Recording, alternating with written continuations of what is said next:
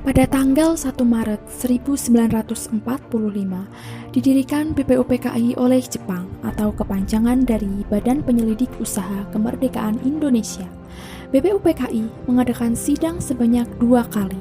Sidang pertama membahas tentang perumusan dasar negara Indonesia. Dalam sidang tersebut, terdapat gagasan yang disampaikan oleh 3 tokoh nasional, yaitu Mr. Muhammad Yamin, Profesor Dr. Supomo, dan Insinyur Soekarno. Untuk melanjutkan sidang yang belum selesai, dibentuklah Panitia 9 yang diketuai oleh Insinyur Soekarno. Dalam sidang ini terjadi perdebatan antara golongan nasionalisme dengan golongan yang mempertahankan syariat Islam. Akhirnya, mereka menyepakati rumusan dasar negara yang diberi nama Piagam Jakarta.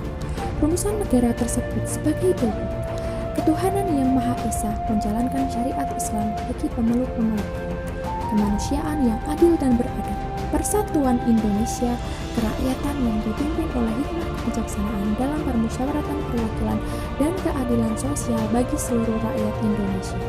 Dalam sidang kedua BPUPKI membahas tentang rancangan hukum dasar terdiri atas pembukaan dan batang tubuh atau pasal-pasal.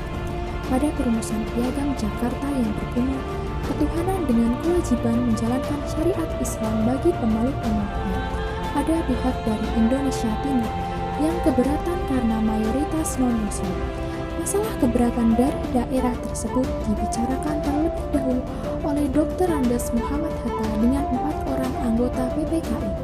Hasil dari pembicaraan tersebut menyepakati untuk mengubah rumusan dasar negara tersebut, antara lain ketuhanan yang Maha Esa, kemanusiaan yang adil dan beradab, persatuan Indonesia, kerakyatan yang dipimpin oleh hikmah kebijaksanaan dalam permusyawaratan perwakilan dan keadilan sosial bagi seluruh rakyat Indonesia. Hingga sampai saat ini, rumusan dasar negara tersebut dikenal dengan Pancasila.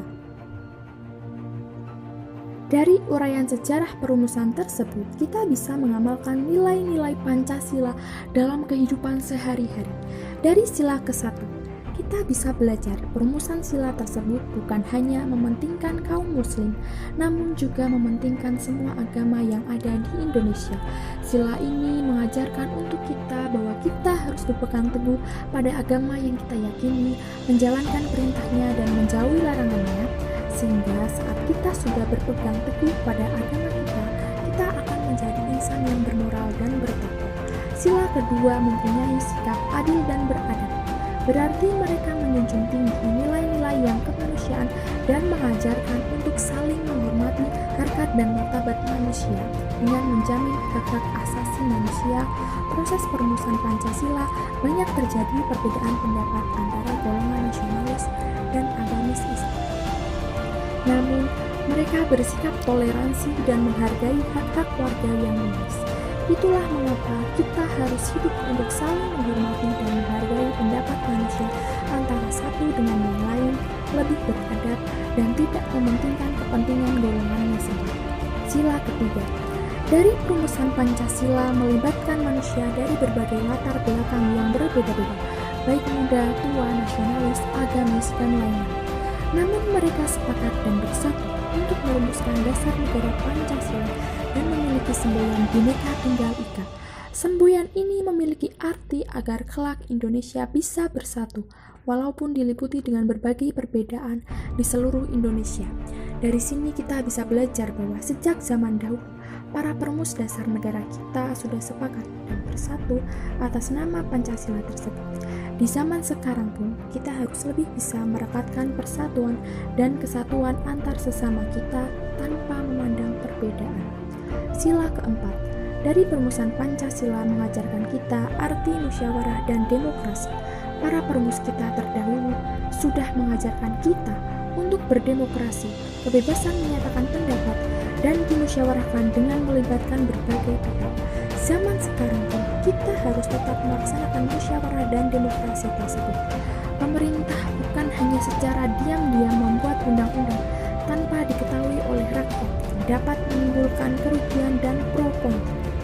Pemerintah harus bersikap demokratis dan mengedepankan musyawarah dalam perumusan suatu undang-undang. Sila kelima, dari perumusan Pancasila mengajarkan keadilan antar sesama. seperti sila ke-1 yang mengalami perubahan karena mereka tidak mau ada agama yang dirugikan karena sila tersebut. Oleh karena itu, supaya dapat diterima dan adil bagi seluruh agama di Indonesia, diubahlah sila tersebut. Dari sini kita bisa belajar bahwa kita harus berlaku adil pada sesama umat manusia, baik manusia maupun muslim. Contohnya pada hakim di pengadilan. Hakim seharusnya tidak membedakan hukuman antara golongan yang miskin